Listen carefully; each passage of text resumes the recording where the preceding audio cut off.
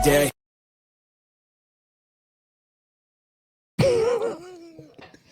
We're back, folks. We're all in the studio tonight. Ben's actually using the little boy's room. And we got a great guest lined up for you. You can actually see, if you're watching this, you can see us. Oh, there goes Pete. Here we go. It's always a fun. It's always a fun time. Here we have a good guest. Yeah. We have a good, great guest. No, we're happy to be back, man. It's been a busy last few weeks. Hopefully, if you haven't had the chance to check out the last episode, we broke down the Bassmaster Elite schedule for 2026. We're going to be bringing you guys some more schedules coming up here soon. But we wanted to, law of recency, recap what just went down. We've been promoting the Special Operations Bass Anglers annual Mark McCowan Charity Tournament. This year was the 6th year that they held that event, and we're going to be joined here in just a few moments by the winner of that event and friend that we always talk about, Seth Ellis, who took an awesome plaque home, and it was a great event. But before we do that, before we dive into all that, head on over to those who support us the most, OneCastFishing.com. Use the code OneCast, all one word at checkout. Save all your money there on all the snagless jigs, weedless neds, and all the soft plastics. While you're online, head on over to CarolinaWatersNC.com. Use the code OneCast, all one word at checkout. Get all that UPF gear. And then while you're online, use that link that we always provide you to head on over to Hobie Eyewear and get your hands on all the different frames that they have to offer. We really love the floating frames, especially if you're an angler. You don't ever want to lose another pair of sunglasses on the water. And then before your next fishing trip or while you're on your fishing trip, get on your Play Store or App Store and download that Deep Dive app. That app will help you break down bodies of water, bait tool selection, inflows, outflows, wind direction, water level, the whole 9 yards. And they got awesome features consistently being updated, and that'll help you guys target more of those bass that were sometimes so elusive for us. And then if you're moving to North Carolina, Central North Carolina specifically, hit our good friend up, Uncle Terry Carpenter at hpw.com. Or no, I'm sorry, Carpenter T at hpw.com. That's how you can reach him. Terry's a licensed real estate agent in Central North Carolina with Howard Perry Walson and Caldwell Banker. He's a bass fisherman himself, so he's going to get you squared away with the house that you need to get that big old beautiful bass boat in the garage. I think I nailed it all. You got it. I got it. Become quite an expert at that. I should be. I feel like I should be on like 94.7, man, like QDR. You know what I mean? Is that QDR? I don't even know who it is. A radio talk show host. Remember Howard Stern? He's still on. Is he really? He's still doing it. Yeah, he's on Sirius, I guess. Still. Oh man, he's gone crazy. Yeah. Oh yeah. You know, the guy who used to be the shock jock and used to fight with the FEC and all that stuff really turned into an establishment guy. I'll tell you what, man. Back in the day, man, radio talk shows were the thing, man. You used to listen to those all the time before like satellite radio and stuff come on. And then when that did, I mean, that basically was the mid 2000s version of the podcast for me. And now it's podcasts, like this great podcast that we're running here. I mean, I still use Sirius. It's in my truck. But I listen to sports or talk radio. Yeah. I never listen to music hardly. And then, or I put on YouTube or playlist podcasts and stuff. Well, the OneCast isn't on Sirius, but we are on Spotify, Apple Podcasts, Podbean. Which we're means on you YouTube. can put us on your car. Everyone's got That's CarPlay right. or whatever. I know. When you're on that long, hour-long drive to work, put on the show, leave us a review, send it to your friends. You know, I don't know if you really want to listen to this when you're working out at the gym, but if you do, hey, cool, man. I can't listen to a podcast when I'm at the gym. Well, I don't go to the gym anymore, so that's a good thing. No, I'm just kidding. It's not a good thing. But yeah, I don't know how people listen to podcasts when they're at the gym. It's hard. Yeah, I don't know. Pete, what about you? Are you a podcast guy? That's all I listen to. Is it? Are you a gym guy? Do you listen? Not since COVID. I drive too much to go to the gym. I think about the gym once in a while. It's a great thought. Seth, are you a gym guy? No. I was. When I turned 40, I made a promise to myself that I was going to try to get back into shape. Yeah. And I did. I hit a lot of levels as far as my weights and things like that that I was happy with. And then I kind of just was like, all right, I did it again. Yeah. No, you just lift some other Well, weights. I mean, I did it because growing up, I spent so much time in the gym playing ball, and I got away from it when I got out. And I was probably a good 10, 12 years where I didn't touch a weight. I never saw a gym. And I was like, man, all right, let's just see if I can do it again. And I think within like 6 months, I was already putting up 315. Oh, man. Like, all right, lifting Good. heavy weights. You know, the gym is like the spawn for me. Like you only get a small moment to fish it, you know, and that's like the gym. I'll hit it for a couple weeks and then it's like, fish are off to bed, dude. Like I can't, I can't go back. Fair enough. Or like, and here's the thing, like, gym for me seems to be much better from like this time of year Yeah. through about March. Yeah. Because it's cold. I'm not getting up super early to go fishing or doing anything. So they can go hit it to workout. But like when the spring and summer rolls around, Yep. maybe you can push it to like April. Because during the spawn, you don't have to be out at 6 a.m. That's a good point. I You- never thought about it that way. Yeah. Like you take the fishing off season to hit the gym. It just and- fills a void. Yeah, it That's does. all it does. It just fills the void. Yeah. but Right. there's- Or you could keep fishing. or there's so many Which I opportunities do. to sleep I in do. too. I thought I had to talk to a guy today. He's like, "Man, you don't hunt?" I'm like, "No, dude. I got to No. pay my bills, so I got to fish all year round. I got to keep the I lights don't have on. a choice." What you could do is what that dude, I think he was in New York or somewhere, was doing, and fish kayak tournaments out of your bass boat. Just See? cut like a part of a kayak out and then take the pictures on it and then submit them. Ah, was that? Did you see that? Uh-uh. Yeah, that was some like a dude- cheating deal. Oh, Yeah, some yeah. dude cut half a kayak out and strapped it to the back deck of his boat and was fishing out of his bass boat. And then he would sit in and take a picture. We shouldn't Yeah. laugh because it is cheating. He took people's money, but That wasn't the guys who got the no, this BFL literally guy, right? just happened. Yeah, I mean, it was a big deal. Like This dude's won like national kayak tournaments. the girl, and I don't know her name. I apologize. The girl who's really good in the kayak community. Christine Fisher. Yes, she came out and actually made a public post about it. Like it really was detrimental to the It kayak is. community. The community is about how bad it was with this guy. You know, putting on this big facade. Like it was bad. Yeah. Dude, where did this happen at? Like all Not over too the long. nation? No, it was in one place because you know how a lot of the kayak tournaments are paper tournaments, right? They Uh-huh. take pictures and send them in. He was been doing it for a while, and they finally caught him. How'd they catch? I want to know how they caught him though. Because he took a picture with a fish on his bass boat.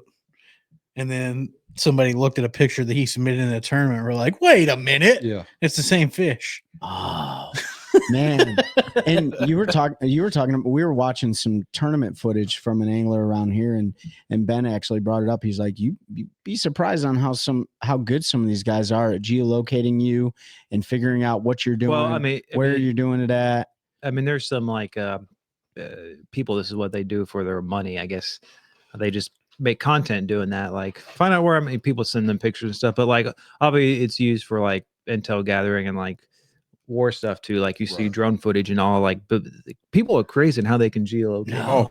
oh, for sure. He did it out of I a will say, trapper. so one time before a tournament, this is about 8 years This is ago. what got him cut. Hilton, you guys know Hilton Glover? Yeah. He runs the ABA stuff. Yeah. So we were fishing. I think we're going to fish falls for a tournament. And he caught a couple fish, and he sent me the fish pictures straight to the phone, like through iMessage. So I just downloaded them and found the metadata and sent him a screenshot exactly. This is Yeah. where you are. He's like, "How did you do I that?" pull these dudes metadata all the time, sending me pictures. They have no idea. I mean, we talked about that, I think, a few months ago, about how Meta was like you had to accept it, but like you could track people through like Instagram and stuff. Well, so yeah, they had the that they put that friend finder on Instagram years ago. Meta took out any like metadata on like photos you post on Facebook, Instagram, and stuff. But and I wish they wouldn't have, because like now, you know, I really wanted to know where Seth was fishing at. He won the Special Operations Bass Anglers Tournament on Lake Norman. So, you know, good thing we dropped an air tag in his boat, so we have everywhere. I told you where I I'm just caught him at. Well, let's jump into that. So we got Seth Ellis in the studio. Seth fishes the MPFL. He's been on here a number of times. Actually, I thought you were going to bring your lovely wife tonight, but she couldn't make it. So that's That's the unfortunate. only reason I didn't call in.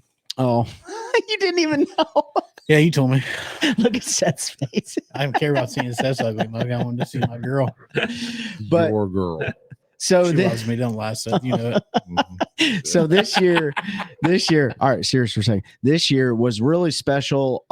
You know, this was the biggest turnout that SOBA, which is the acronym, right?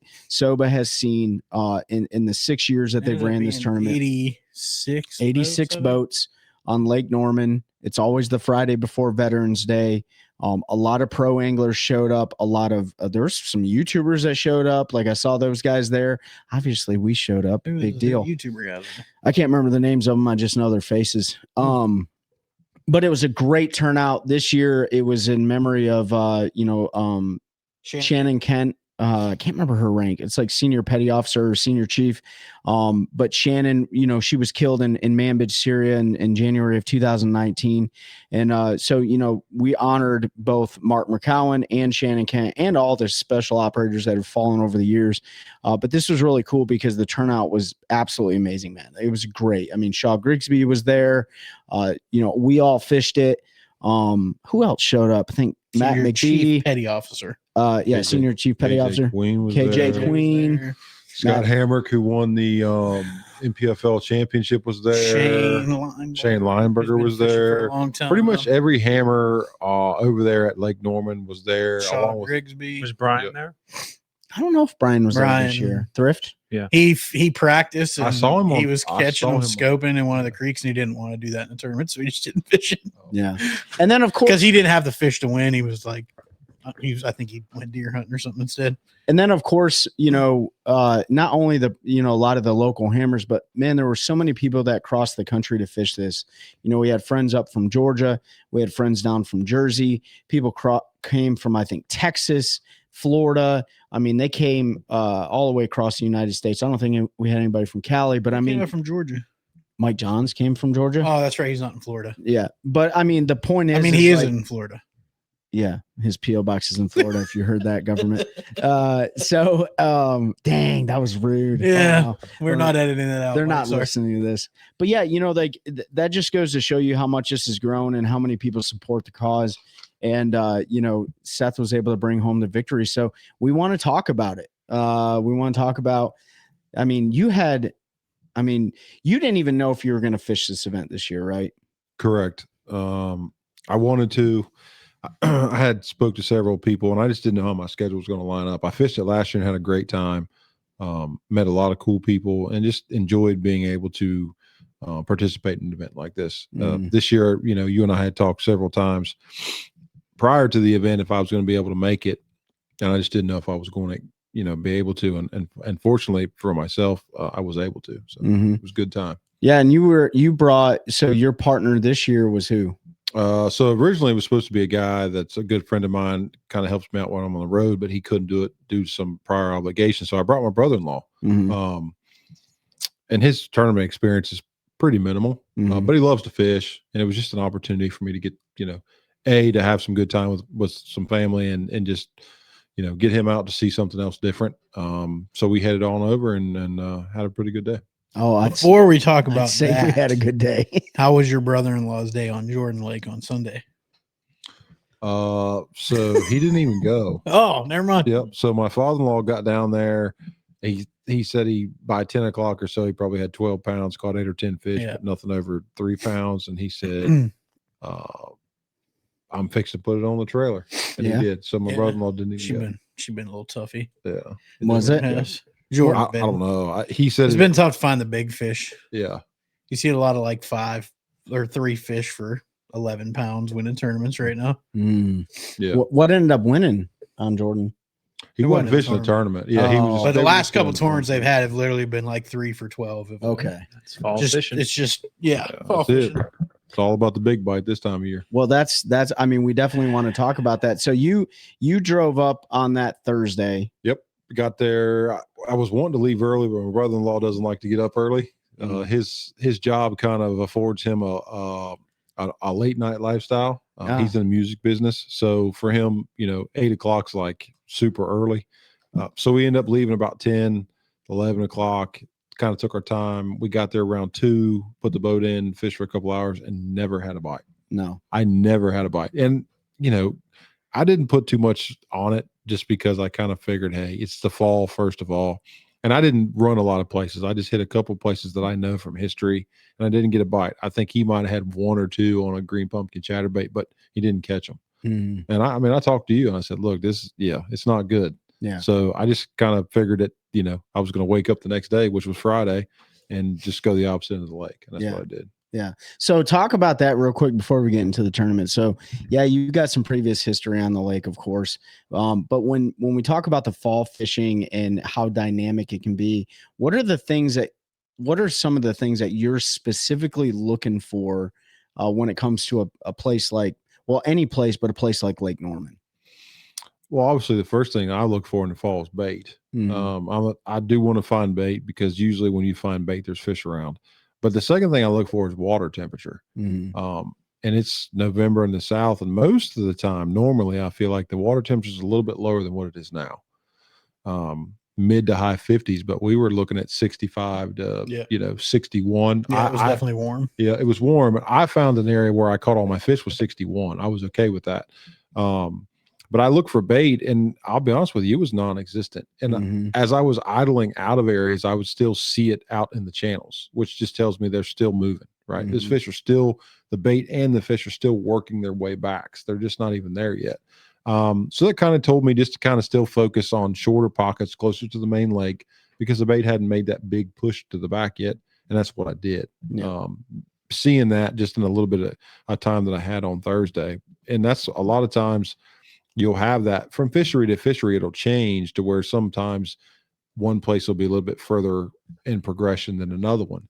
But for the most part, if you have water temperatures above 60 degrees, that bait hasn't made that final push to the very back yet. Was just it hasn't. was it the same way the day before, and then on Yeah. Friday, Yep. even though you were on different sides of the lake? Yep. So the bait, like for instance, I went up to the state park area, which is just north of the 150 bridge to the right.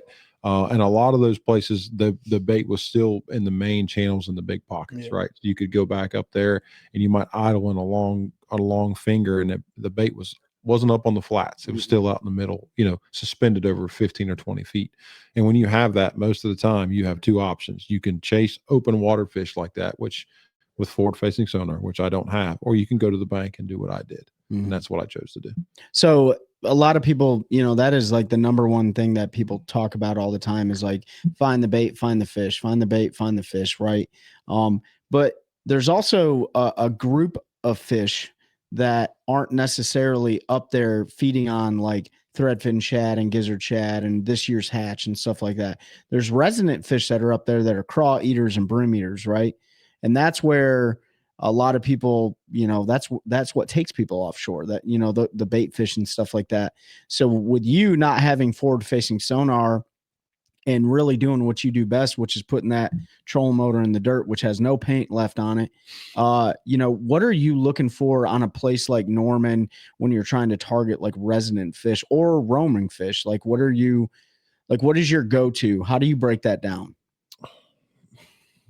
So for me, there's several factors, right? So for one is if I can find bays that are close to the main lake, basically it would be like a rest stop area along a highway, right? That's what I look for. I look for a big bay that might have some deep water access close by, but has the necessary structure or cover that those fish tend to be on. Those are the things I look for. Or I go as far back as I can possibly go in a very long pocket or creek. And those are the type of places that those fish that live back there, they don't even know where the main lake is, right? And we're talking 6, 7, 8 miles back. Those fish don't make that trek. I don't care what people say. If you have an area that has substantial amount of bait or food, doesn't necessarily have to be bait, but just food and the structure or cover that they need, those fish don't have to leave. And I think that's a big misconception is that, you might have a creek that's 4 or 5 miles long and they think those fish go all the way from the main lake, all the way to the back, all the way back out to the main lake. They don't do that much swimming. I promise you they don't. Yeah. Right. So those are the two things that I try to look for. And I was fortunate enough to find that on tournament day. I kind of figured it out as we went, but I found out that those fish were on those bays that were close to the main lake or the main river channel, some people would call it, to where they could just pull off. They would feed and they would keep on moving. Yep. Right. They didn't have to go far back into a place.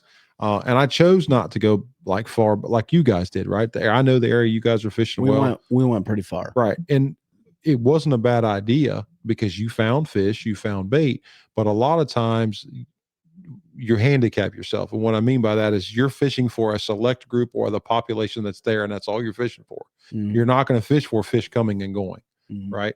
Now, maybe later on in the year you will, when more fish migrate, maybe let's say the fish that live halfway in the creeks that follow the bait back to the very back ends.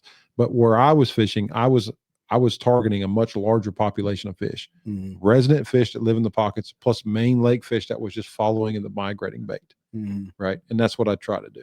So, and I won't, don't let me hog the mic here, guys, which I always tend to do. But my last question before we move It's on, not his last question. No, it's well, it won't be my last question, but so you start targeting those bays and you start looking at, I'm hitting resident fish and then I'm hitting fish that are hitting those rest stops.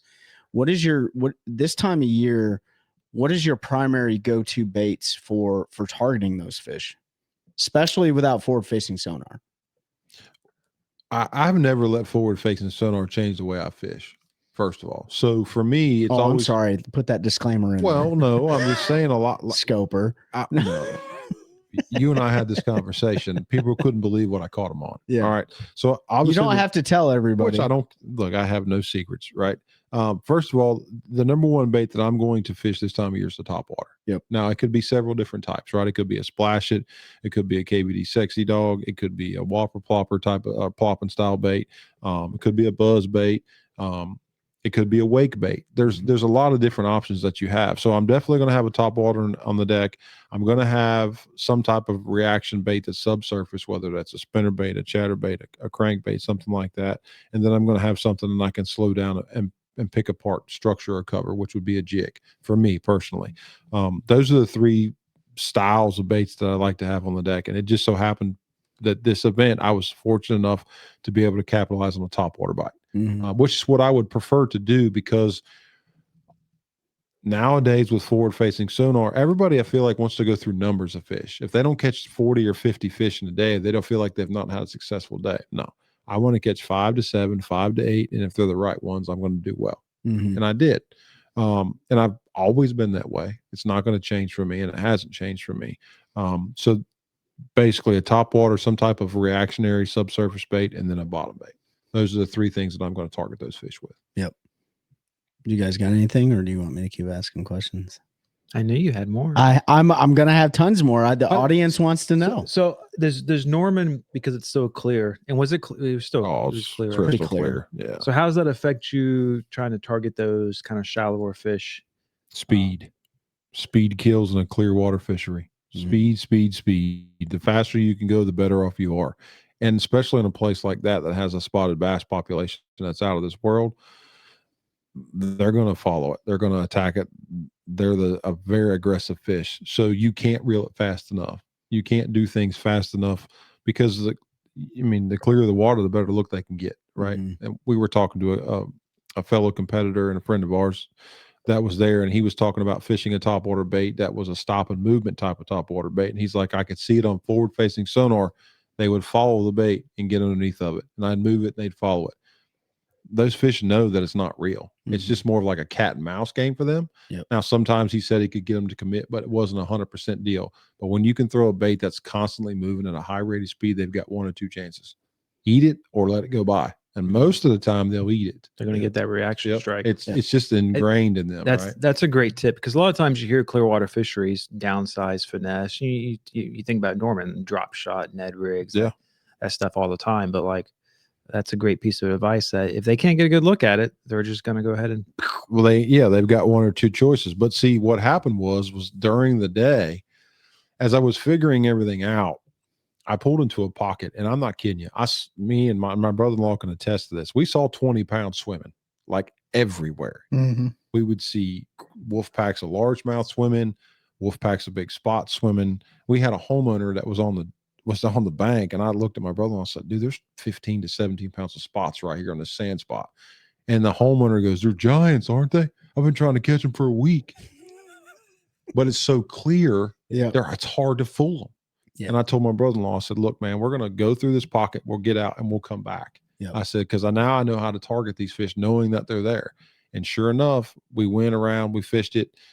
I ran a couple of the places, and I came back to that pocket, and I bombed the cast. And it was probably one of the longest casts I've made of the day, 60 yards. Wow. Boom. And you catch one. Yep. But then you pull the school with you. And then it's over. Well, you just keep on moving. So I'm fishing this large, expansive flat, and there's like a boat dock. And then the next boat dock might be 100 yards. and I can see one swimming. And I told my brother-in-law, I said, look, there's one right there. He said, I can't reach it. So I bombed the cast up there. And I'm not kidding you. Within 5 or 6 cranks of the handle, I missed the cast by probably 15 feet. I missed him behind him. When the bait hit, the fish turned and immediately started to track it. By about the 7th wind of the handle, that fish I guarantee you had seen me because he had veered off. Yep. That's how hard it is to catch them in clear water. And I couldn't reel the bait any faster. It would have just fouled it up. Yep. But that's some of the things that you have to take into account when you're fishing super clear water. 100%. You talk about like speed is key in clear water, but so is boat position, right? And that's something that I learned way too late. And I couldn't generate the exact same bite that you guys were generating. It helps being 27 feet tall. Let's not discount that. I mean, Seth's like 6'5". You're 6'5", right? Yeah. So that gives you definitely an advantage when you're looking for wolf. But it's also fish. a disadvantage because if I can see them, they can see me. You. Yeah, that's right. So that's where you need to get the Carolina Waters Buckstopper camo. You need to wear that, right? So they can't see you. And oh, by the way, hunting season's upon us. So go get that shirt. Start making those invisible blinds. Yeah. but talking about not only reeling fast enough, but you learned really quickly where your boat need to be positioned. And that was really, really, really far away. Like you had to bomb those casts because if I had it happen, I'm sure Pete's had it happen too. Like as soon as you saw those fish, it was over with.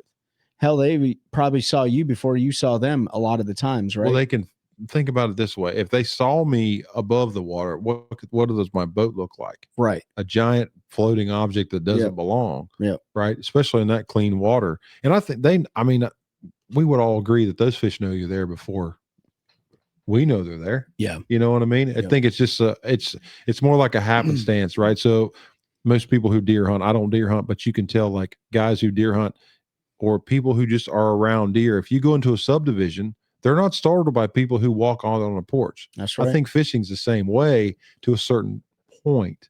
Right now, granted, when you start bombarding them with giant things and splashing right on top of their heads, it will spook them. But those fish are used to us being there. They know we're going to be there. It's just a matter of if you hit them at the right time. Yeah.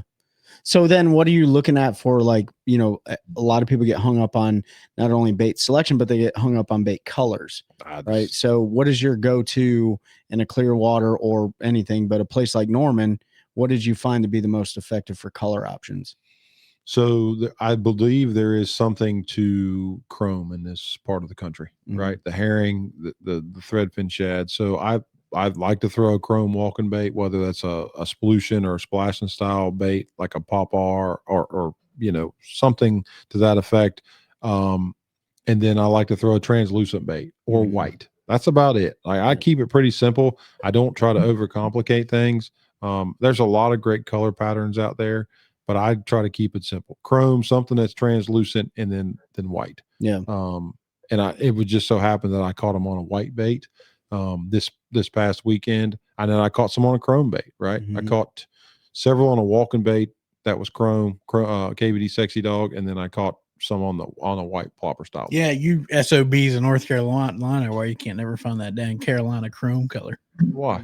Because that sucker sold out all the time. Well, because it works. All the time. I know. It works. But when you're low, you can't find them sons of guns anywhere. You just go to your buddy that's got a whole tote full of them, and you take one. He answered his phone. He did take a tote full of them too. Yeah. But yeah, I mean, that's for me. I'm pretty, a lot of guys might like a touch of purple or a touch of olive in the back.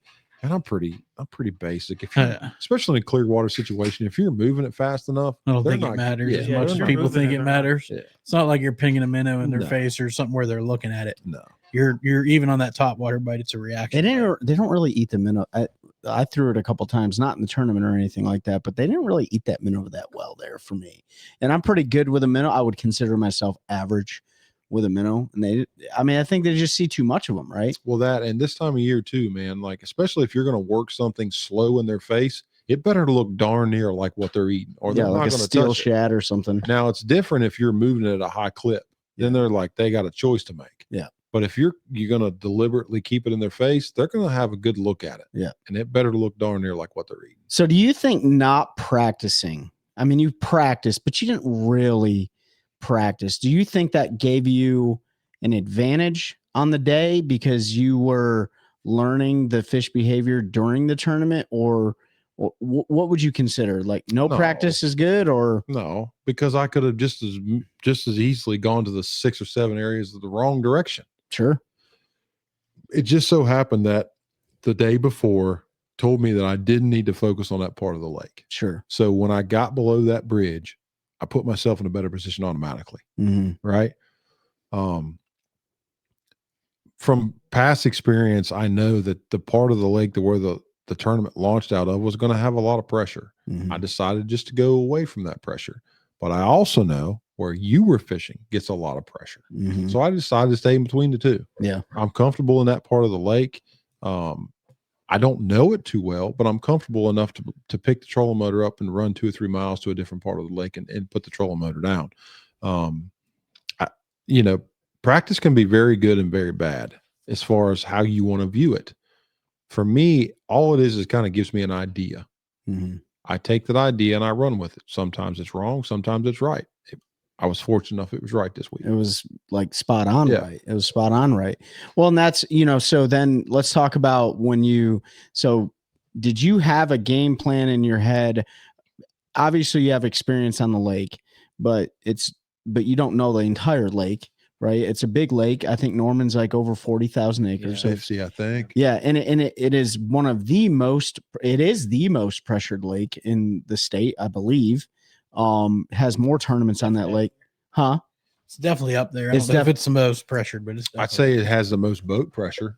Has a lot of boat pressure. Yeah. But so then blast off, we had 86 boats. What boat number were you? You had to be like 80. No. I was in the 50s. Oh, were you? Yeah, I was 53, 52, something like that.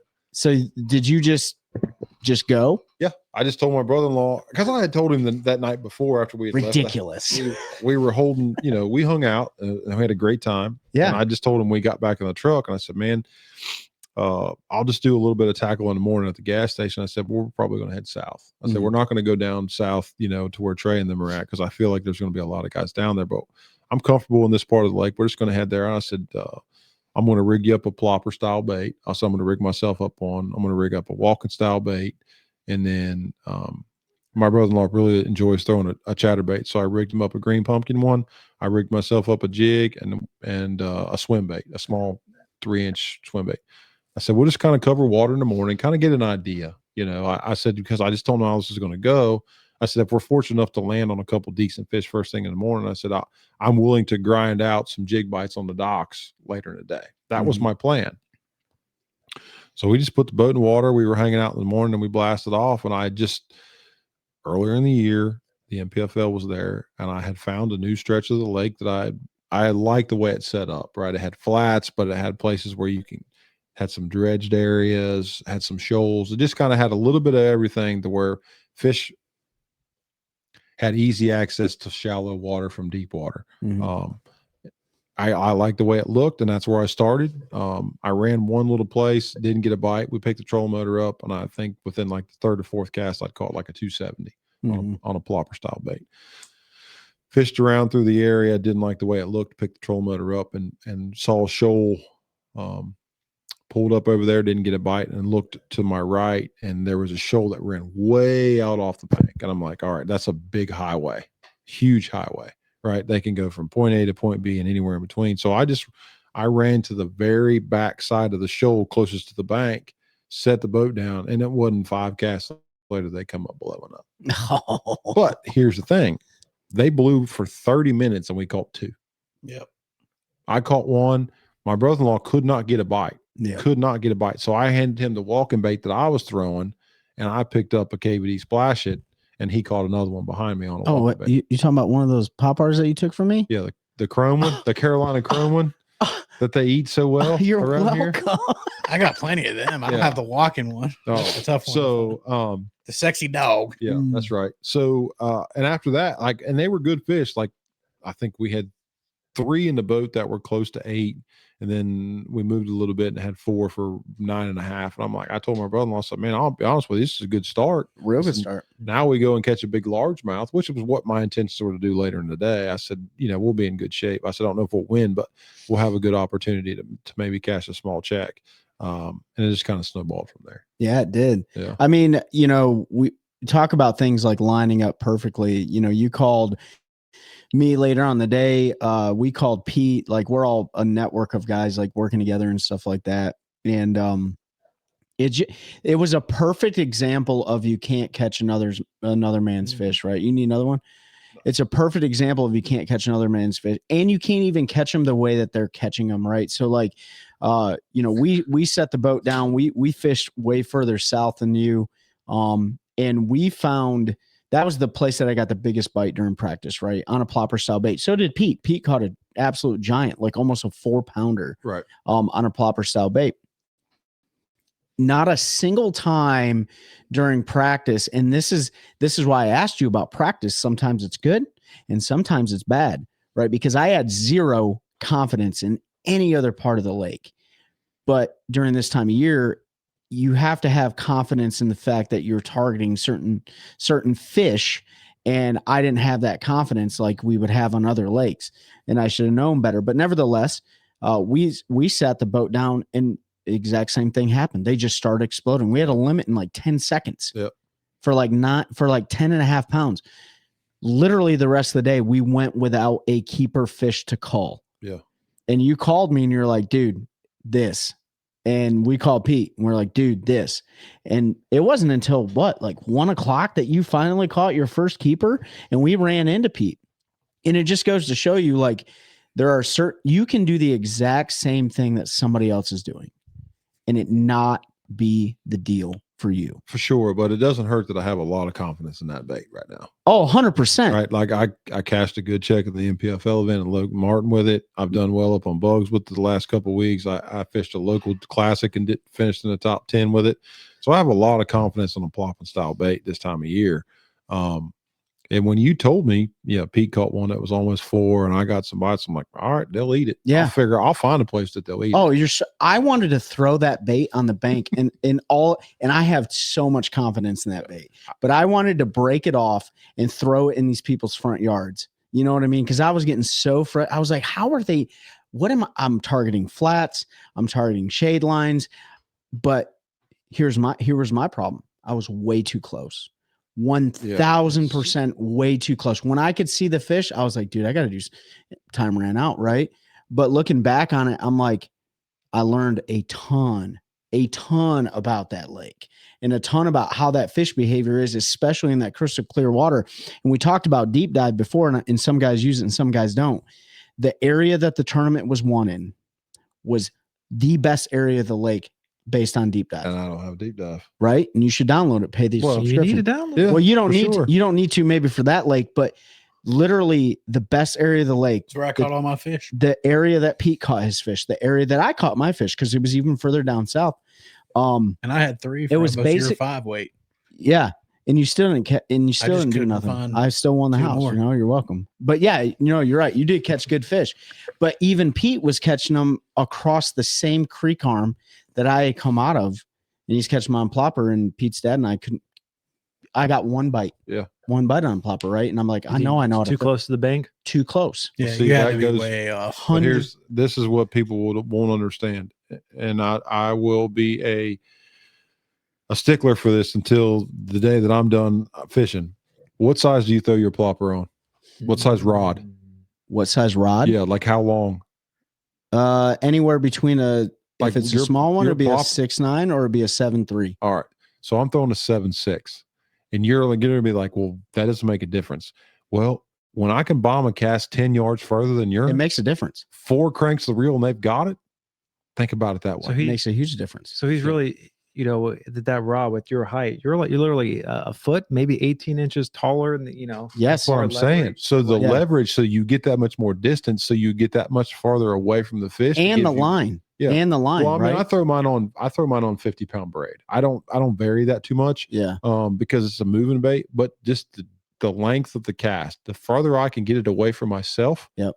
with a longer rod, the better opportunity I have. Turn it on 7-Eleven from now on. Look, so A 9-foot rod. Throw that I'm gonna get me a The dang. limit to 8, I think. a buddy of mine who has won probably more money on a plopper than anybody I've ever known, James Watson. He throws his on a 7-Eleven Mm-hmm. with 50-pound braid and an 8.3. He's like, I don't check up. He's like, I sling it as far as I can sling it. The farther away, the better off you are. Sure. And he's the one who told me that. Yep. Yeah. Because I used to throw it on a 7.3. Yeah. I throw it on 7.3. No, I throw it on a 7.6 now because I think a 7-11 is a lot of rod. Yeah. 7.6 is like one of those rods where you can still, of course, I blew up 3 ploppers on docks, but I can still underhand it under walkways and things like that. Whereas the 7-11 becomes a little From bit 90 cumbersome. yards. Difficult. Yeah. The problem for us with like a 7.6 It's a big rod. is like if you're trying to use a walking style or a popper or something like it's a lot more cumbersome to use because now you're hitting the water all That's the right. time. That's Yeah. right. It is. But if you're throwing a popper, would you throw a buzz bait too on something that? So I throw a buzzbait on a 7.1 heavy. It's a loose rod that I throw. My poppers I throw on a 7-foot medium. Well, would you throw one on a 7.6, 7.11 if you need that distance? Like if Not a walking bait, no. Because I even as tall as I am, buzz bait. no. I wouldn't go over a 7.3 for a buzz I bait. throw mine on a 7-foot. Yeah, I wouldn't go over a 7.3 for a buzz bait. You're making a lot more. You need to be a lot more accurate. A lot of Yeah. times with a buzz bait, Well, you get no, it right where you I want it was to just be. asking in this specific scenario where distance was absolutely key. Yeah. Was being as far. They back wouldn't as well. touch a buzz bait. They I need a couldn't plopper, get but they it. wouldn't even. And- I didn't even try it. So I they did. I wouldn't touch bombed it, and I couldn't get them to look at it. And I pick a plopper up and catch one right Well, at the same spot. So what do you think that is? What do you think that, because I haven't thrown a plopper style in a long time. I threw it several when it first came out and had a lot of success, and I felt like it died off because the fish got smart. Yeah, see, that's what Trey and I were talking. Go ahead. Everybody- Sorry, Trey and I were talking But- about this. Go ahead. But I think a lot of people felt that way. Yeah. And a lot of people probably don't use as much as they did, 8 years ago, 7 years That's ago? what I say. But- As I said the exact same thing. I said that 7-8 years ago, the plopper was the deal. Mhm. And then all of a sudden, forward-facing sonar came out. Everybody wanted to dive them in. Well, them fish ain't seen it in 7 years. Yeah. Yeah. All of a sudden, it's a brand new bait to them. I mean, And what size do you throw? any I throw- size. Well, I mean, I'll go all the way 110s. down 110. That 110 that Strike King makes in a mock patroller. That's what I throw. What about the was- double one?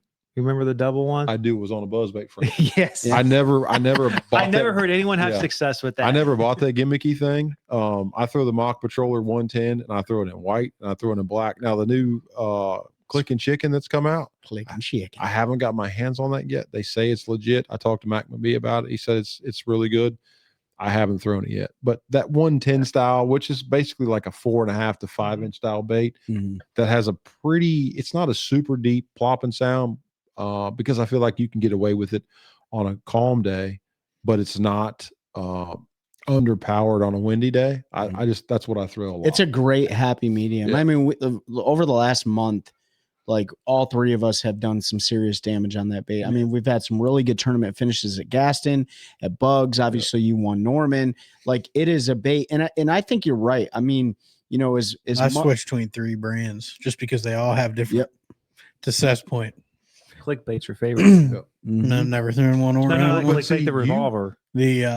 I like the on windy. I'll tell everybody on the windy days. I like the Chapo. I like a regular plopper on the windy days or calm. And then the new one, 6 Cents came out with on a calm day. That thing barely makes a a little plop bit more noise. subtle. But Yeah. see, that's like you love the 90, and that 90 Yeah, is and he super catches one subtle. on 90. I It don't, is. I don't like the 90 at all. To be honest with you, I think I throw a 110. I think you get bigger bite. I do too. Were But you I- throwing but a I- 92? but But our buddy Zach only throws a 90 and he can Yeah. catch. It's a So confidence thing too. I throw a 90 on a 6.9 and I throw a 110 on a 7.3. I have 2 of them rigged up at all times. But I will tell you that I caught bigger fish on like no windy days at all on the 90 It makes better than sense. I caught the 110.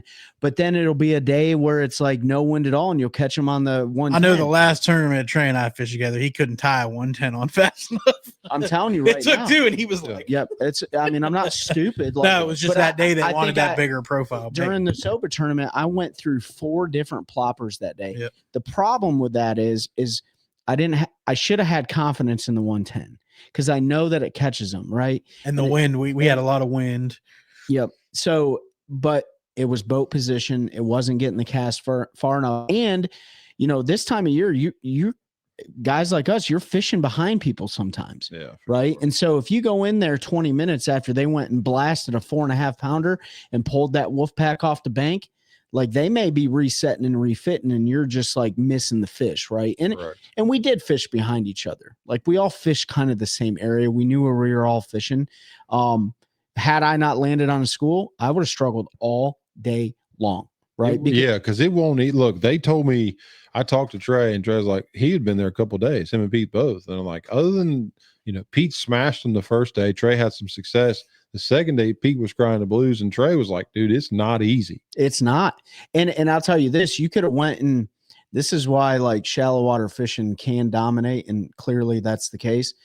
You could have went and flipped a jig all day long at the ends of the dock post with the lake being 4 feet low. And you're going to catch 1.5 pounders all day. Yep. Like I didn't catch a single big fish, not up on the bank, not out on, like I just didn't catch them. Now they would show themselves with a glide bait, but I think because it was so clear and there was barely any wind whatsoever, some guys that know how to throw a glide bait, I'm not that guy. They ate the shit out of a glide bait on Wednesday. What day was the first day up there? Wednesday. They ate the shit. But like you they'd had- never seen one before. But you had some wind, right?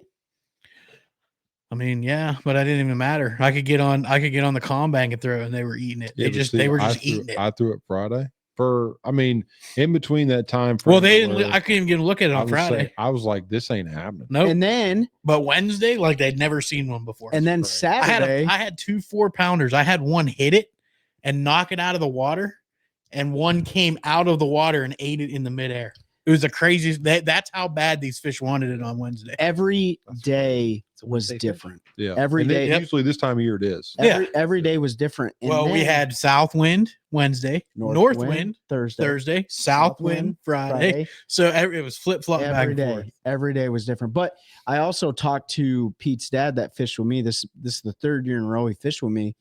I told him about what you talked about on the show before, which is like class of fish. Now, I don't know if that's necessarily the case this time of year, but I do believe that the pressure still exists. Remember when I told that, and I'm not going to say this on the air right now, but remember when I was talking to the house and I said, if you look for this one specific thing, you'll get bit there. Mm-hmm. Remember what I was talking about? No, I drank way too many Twisted Teas in it. Anyways, that is one of those things where you are specifically focusing on a specific class of fish if you're targeting that specific piece of structure. Yeah. Right now, that holds true January to January. Mm-hmm. I promise you that. And you can ask any local; they'll tell you the same thing. Yeah. But that is one of those instances where, if you look for that one specific deal, that's a class of fish that you're targeting that's much higher than everything else. Yep. Now, I didn't do that because it's been a long time since I've been there and I've looked for that kind of stuff, but I know it's there. Mm-hmm. I know the possibility is there. And if you can land on it at the right times, you can bust a giant bag doing it. Yeah. Yeah. Well, I know we're all over the place here. So you landed on a school in the morning. You had 4 in the box at some point. And then you just decided all day, I'm going big fish hunting, right? No. So at that point in time, we had 4 for like 9.5 or whatever it was. And I was like, man, let's just go run some small pockets in the area and see if we can just catch our 5th keeper with some time to go. I said, because if we can catch a 3-pounder and get us up to about 12, then we'll go big fish hunting the rest of the day. I was fortunate enough to catch a spot that was like 2.5. It bumped us up to 10.5. Which isn't a bad bag on that lake. This you time know, of year. like I was okay with it, but I knew. But you knew who was fishing there too. Yeah, and I knew what we needed. So I just started would run like 60 to 100 yard stretches, and if I didn't get a bite, I'd pick the trolling motor up. For about 2 hours, we did that, and it was a grind. Like no bites, no nothing. I'm like, and the conditions were optimal. Were you still Clouds? throwing the plopper too? I was throwing everything, right? So I was throwing a plopper, I was throwing a walking bait, I was skipping a jig around boat docks. My brother-in-law was throwing a plopper, and he was also throwing a chatterbait around boat docks. But what had happened was in the morning it was clear, and then around 9 o'clock, after the schooling activity had died, it was like a small front had moved in. Clouds had rolled in. Yep. The wind had picked up, and it was like optimal conditions for that bite, and I could never get it to go. And I'm like, That's the only time I had it going. Here's the thing. I told my brother-in-law, I said, I'm in the wrong part of the lake right now for this deal to happen. He's like, well, what do we need to do? And I said, well, we're just going to run a couple miles down the lake. I said, I got another little section that I'm comfortable in. And it's like the light switch flipped. And sure enough, we go down a stretch. My brother-in-law catches a good one. Then I catch a 4 something. And I'm like, all right, this is what we're going to do. Then we go catch another good one. And then we miss one. And then we catch one that's not a keeper, or it's a keeper, but it won't help us. And all of a sudden we've called up to like 14 and a half. I'm like, all right. By this time it's like 1 o'clock. We're doing it 3:30.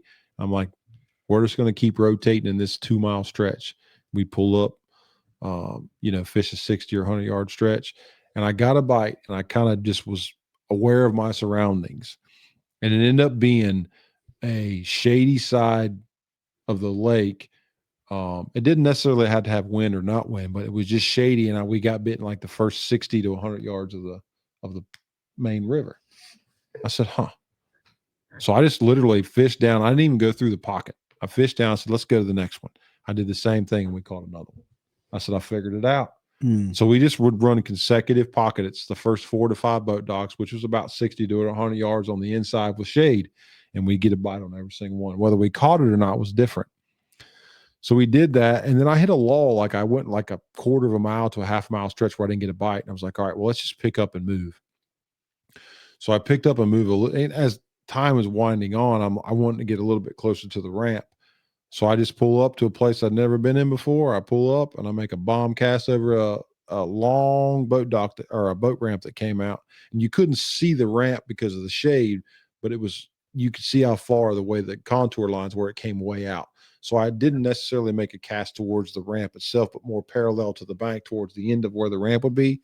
And I had a monster smoke. I can promise you his fish was over 4 pounds. Nailed it. And he hit it so hard I didn't have to set the hook. I just kept winding.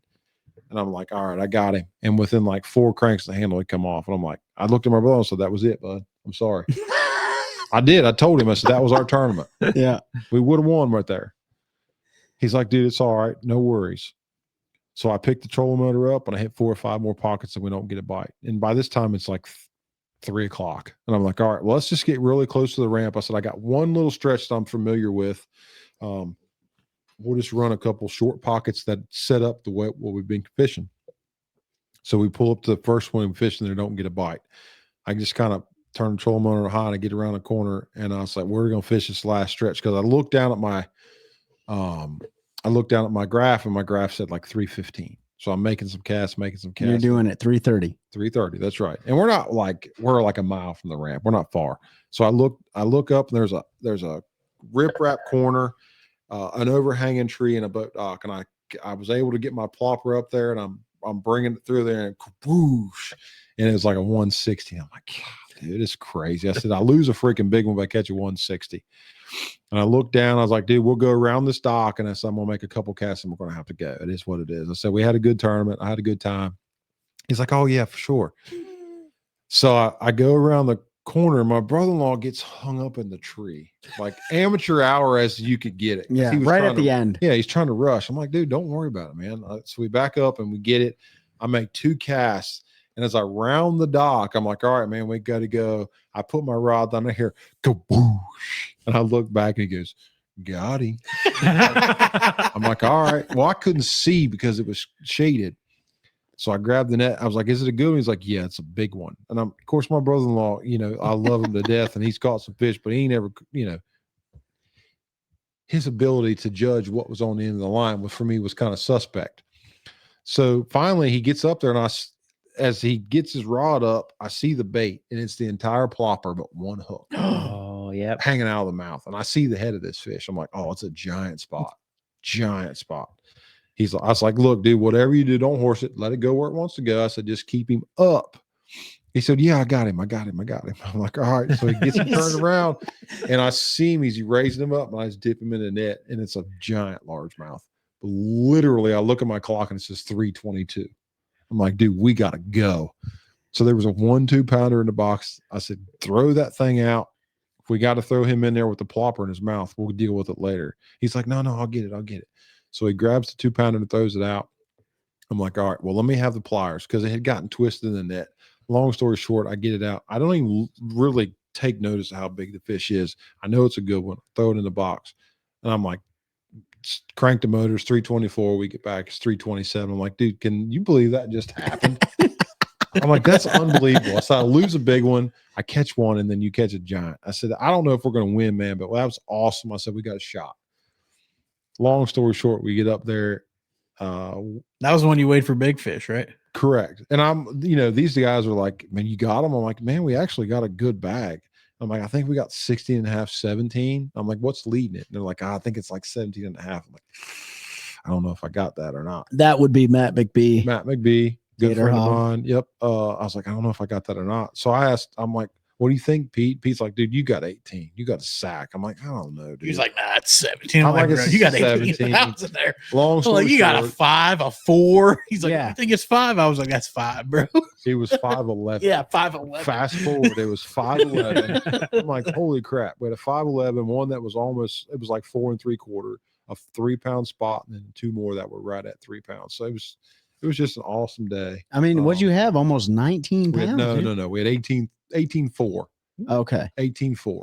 But still. 18.5 would be almost. Yeah. 18.4. 18. Gotta round down. On Lake Norman. Bro, he Oh, opened that bag in and the I was fall. like, you got it. He was like, nah. I'm like, bro. I was You're like, still in- you got it. You were dude. still in shock from the for sure. Because I was like, I Imagine thought, if you caught both them big ones in bag. You You didn't have dropped. time to think about I it. told, that's what I told 20 him. You'd have had like a 21. I said, dude, imagine we'd have caught that. I would have had 20 plus.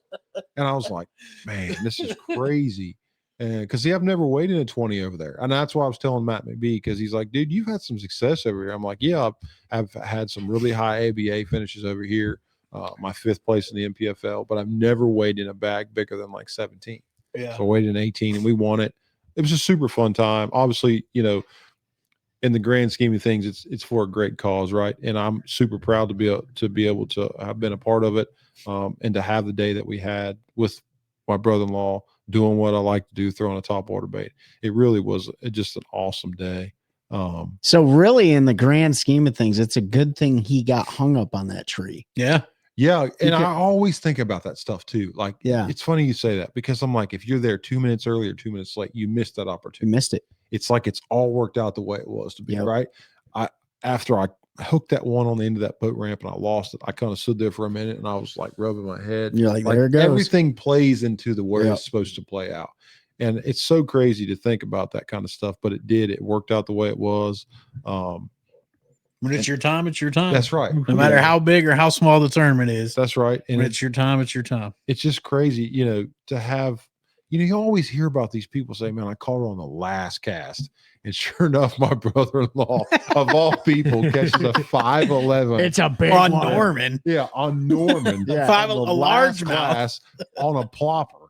Like, they haven't eaten a plopper there in 7 years. One of your brother's fish was more than half the weight I had in my box. I mean, it was crazy. Like, it was nuts. I was like, but then, after it's all said and done, I was talking to Matt McBee and he's like, you caught him on a plopper. He's like, dude, they haven't been a plopper here in like 7 years. And then you and I were talking the other day. I'm like, man, I'm telling you, forward-facing Sonar has done They a haven't lot been of, a plopper, but you should ask Matt. When's the last time he threw a plopper? well, true. But my point being is that forward-facing Sonar has affected a lot of things negatively, but also has affected a lot of things positively, because it's almost like you're re-showing these fish baits they've never seen. That, but I also think like on Norman, and you're starting to see it on Gaston, and you'll see it on Kerr more and more with the spotted bass taking over. This time of year, they tend to school, and they school a lot all day in the fall. So guys get fixated on that schooling bait because you can see the fish, you can throw a walking bait, you can do that. Yeah. And so that bank beating with a plopper or a buzz bait or whatever it is you're up there just goes away, because everybody gets out there and starts chasing those I schooling agree. fish. Yeah. Because we all get spotted bass in our mind. Well, you got to have the spots. You got to catch 5 spots and then go find a big largemouth. That's what you have to do. No. And even you were thinking the same Well, thing. yeah. Initially, like, let's go catch 5 and then we'll go find a big largemouth, Yeah. right? Like, Well, I would have caught 5 if the quality was there, and it Right. was in the beginning. But I know in order to do well on Norman, you got to have big largemouth. You do. You got to have, and Unless you get like a unicorn like Matt McBee who catches over a 5-pound spot and then has a bunch of, because he had a 17 over a 17-pound bag. And if anybody, Yeah, they had big fish. If anybody- oh no, their spot No. was 5. Yeah, like if- 5. if anybody 3 or knows 4. Tater Hog Custom Lures, Matt McBee, he is a Lake Norman hammer, Oh yeah. and he does really well this time of year. Yep. Right. And he was doing something completely different than what you were doing. Sure. Something completely different than what we were I doing. talked to him. He was like, "This is the longest tournament I've ever fished in my life." I was like, "What?" He was like, "We had 7 all our weight by 9:30, Yeah, and then that's we never crazy. caught another fish." He was like, "I thought the tournament was almost over, and then I realized I never changed my graphs to daylight savings time and had to set up a half an hour." Yeah. He was like, "I was ready to leave at 10." Yeah. That's the crazy part about that. But yeah, I mean, and here's the thing, like I know in order to do well at Norman, you have to have largemouth, but it's hard to go target largemouth if you don't have anything in the box. Yeah. Right. Right. It is. I'm okay with it, but a lot of people aren't. And given the fact that we had quality spots to begin with, I was okay with what we had. Mm-hmm. But the big thing with the plopper to me is a plopping style bait is that you're not, I think a lot of people it discourages is because they might pick it up for an hour and not get a bite. And they're like, all right, I'm not doing this anymore. It's one of those baits that you're not going to get a ton of bites on. This time of year, especially 6 to 10 a day.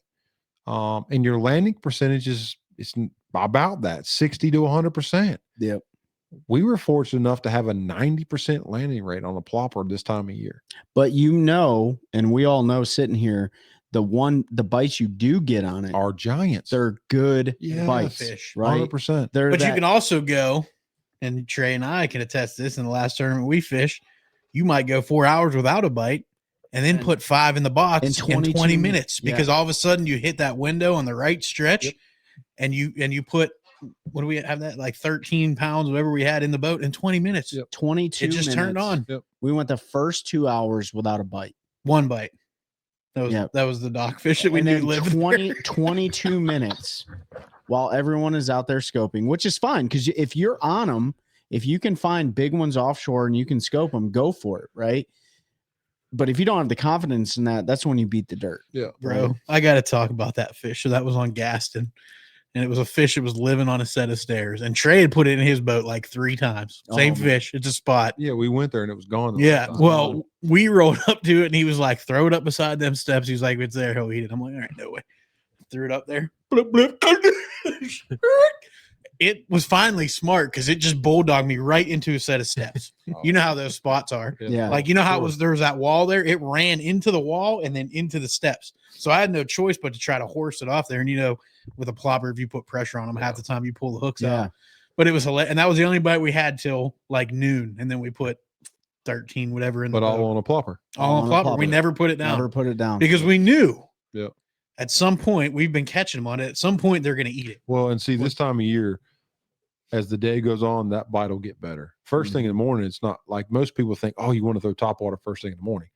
You can, but as the year progresses and the water temperature falls, that plopper bite or any topwater bite doesn't get better until the day. As the That's water right. warms Correct. up. Yep. Right. So you're better off going to your flipping fish or whatever it may or be. schooling fish. Dragon fish or whatever it is first thing in the morning until that bite gets right. And then for the last 2 or 3, 4 hours of the day, really try to push that, because that's when most of the time, this time of year, you're not going to get your big bites early. You're going to get your big bites midday or late in the day. Mhm. No, you're 100% spot on. And doing the whole like post game, analysis of that SOBA tournament, which I'm super proud of because every single year I've gotten better. Right. And that just shows progression.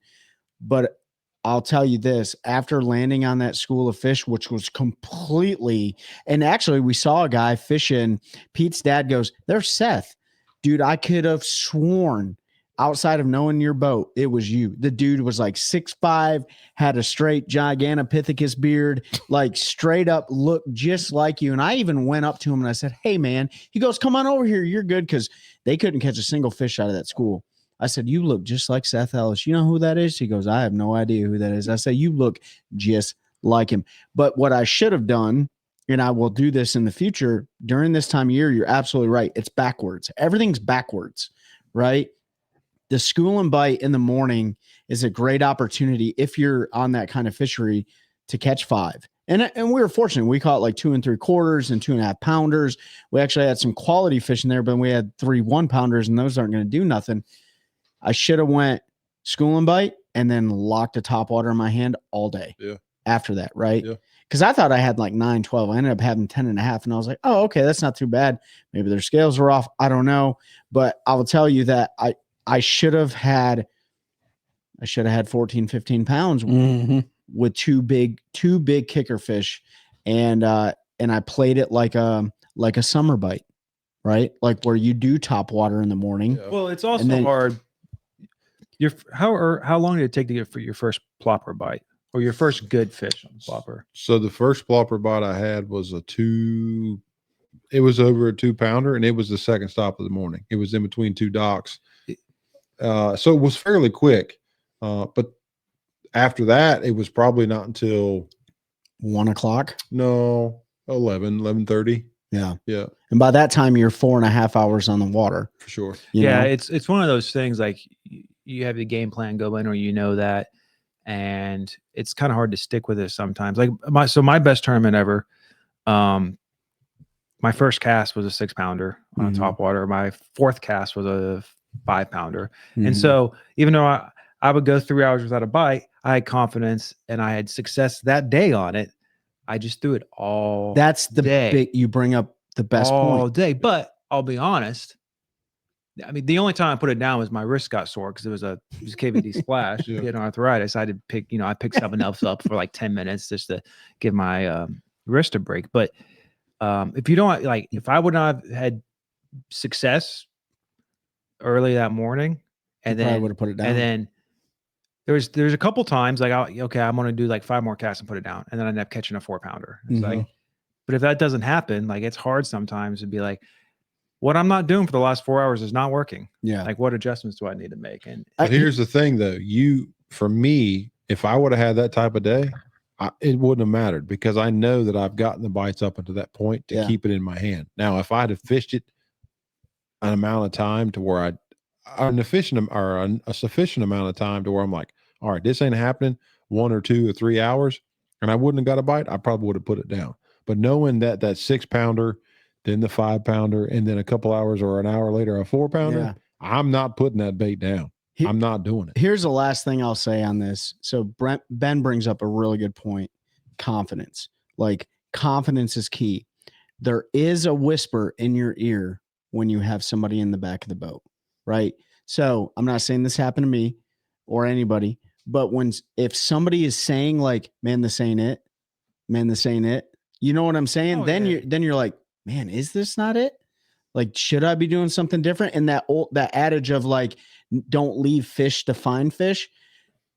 This time of year, that can be just a complete false statement, right? Like you could be on 10 pounds of fish and you could be missing out on 15 pounds of fish, right? You may not get 20 bites in 10 minutes, but you may get 3 bites over 5 hours that are the right bites. And so when you fish in a team style tournament, if the person in the back of the boat's not confident, even that energy itself can bleed in to your decision-making process, right? Because you don't want to, people know how to fish, right? Even the guys in the back of your boat, they know how to fish. But if they're not confident, it can hurt you a little bit, right? So that's why you should fish the dual threat tournament. You should fish the team series, right? With your brother-in-law, you should fish that with him. Yeah. I mean, clearly he has great luck. Yeah. He gets hung up on trees. He catches the biggest fish of the day, which you're known for. I mean, I consistently catch bigger fish than if anybody you wants to give Trey and I like $40,000, we'll go fishing. I was going to say, like, that's all you need for entry. It's like what, $32,000? 32,000. I'm all about it. It's just expensive to fish the MPFL as it is to fish dual threat. It's expensive to fish. It's expensive to fish. But all in all, man, the SOBA event was fantastic. The turnout was amazing. You were able to pull off a victory against a local hammer there, Matt McBee. He finished second place, got an awesome couple rods, custom rods that had Shannon Kent's name on them. He's like, I don't even think I'm going to use this. I was like, don't. Hang it up in your man cave, whatever you got to do. Sure. 12 pounds cash the last check. 13. Or 13 pounds, sorry. 13 pounds cash the last check. So, I mean, the margin was was pretty big between 1st and 13th. But, this time of year, you may not be getting a 25-pound bag, but if you catch 13, 14, 15 pounds, you're doing something, right? On the fisheries around here, like I feel like, there are going to be some exceptions, but if you can put yourself on a Norman, a Gas, and a Kerr Lake, and catch between 13 and 15, you're doing a good job. You're doing a good job. Yep. Now your outliers are Jordan and Falls. I feel like you're going to have more of a 16 to 18 pound bag. Yeah. But those type of places where I call it commonality, where if you look at fisheries across the country, they're pretty similar. Yep. You're not going to have giant bags. If you can keep yourself in that good 13 to 15 pound range, you're doing something. Yeah. That really, because it's tough. It really is. And it's only going to get tougher. And then that light switch will flip mid-January, and then it'll start to trend upward again. Yep. When it gets really cold. But yeah, and if you're fortunate enough to do that, you've done something. So you need to be proud of that. Well, there's only 6 years of those plaques so far, so you guys should be super proud of that. I am. I think it's awesome. We'll take a picture. They're different every year too. Yeah, they're different every year. So this year they got the American flag on there. They got the major special operations commands on there, and they got don't let the knife fall out, but show the audience. It's a really, really cool piece of memorabilia. Other way, Pete. Other way. Go the other way. I'm just. Oh, he's gonna do some. Yeah, he's gonna zoom in. Oh, I was trying to put it between you and Ben. So if you guys are watching this is a really cool deal. So Seth and his brother-in-law both got one. That's all the Special Operations Command, Naval Special Warfare, Army Special Operations. The dagger itself is legit. And then what's it say in the bottom there? So it says 6th annual MSG Mark McCowan Bass Fishing Tournament in honor of CPO Shannon Kent. First place champions, November 7th, 2025, Lake Norman, North Carolina. That's probably the coolest plaque I've ever seen. I like the coins. What are the coins from? So it's the Marine Special Warfare Marsoc, right? So it's all the soft coin. And then it's AFSOC, Air Force Special Operations Command. Yep. And then it's Naval Special Warfare. Naval Special Warfare. Yep. And then it's the USASOC, United States Army Special Operations Command. So it's all the special ops. Where's the Coast Guard at? They have special. We gotta ask to be honest, Dwayne. Well, they have them dudes that like interdict the subs and stuff too. That is by far the coolest thing I've ever won. Yeah. I've been very fortunate to win several benefit events throughout the years, and I've got some cool ones for some things for some firefighters that have perished, which are really cool. But this thing right here, man, it really is a really. It's one of those ones that you're like, yeah, that's the one. You look at the money you win and you're like, cool, but that thing right there is bad to the bone. Like you got the coins and the dagger and what it embodies. Yeah, it's really neat. It really is. Well, man, we appreciate you joining us here tonight, driving all the way down from Durham. Boys, I enjoy it. I love coming down here. Yeah. I really do. I hate it because I feel like people see me too much and hear about me too much, but I love coming on here. I love hanging out with you guys. Well, we appreciate that. We love hanging out with you too, and grabbing that piece of memorabilia that is so special to a lot of our hearts, coming from the annual Mark McCowan tournament. Next year, they're going to have the same exact tournament. It's going to be in memory of a different fallen special operator. It's going to be at Lake Norman again. It's going to be the Friday before Veterans Day. It's going to launch. The launch may be different next year. They kind of dealt with a little bit of logistical challenges this year. It sounds like they're going to move it for next year. So, be on the lookout for that. We'll continue promoting it once we get more information, and hopefully. Look, you need to tell people that if you are having a thought about coming, you need to. Yeah. Obviously for the cause that you're fishing for. But I'm going to tell you as a consumer, as somebody who would want to come fish, it's a very laid back tournament. Mm-hmm. But the amount of things that they are able to give away is worth your time. Yeah. I promise you.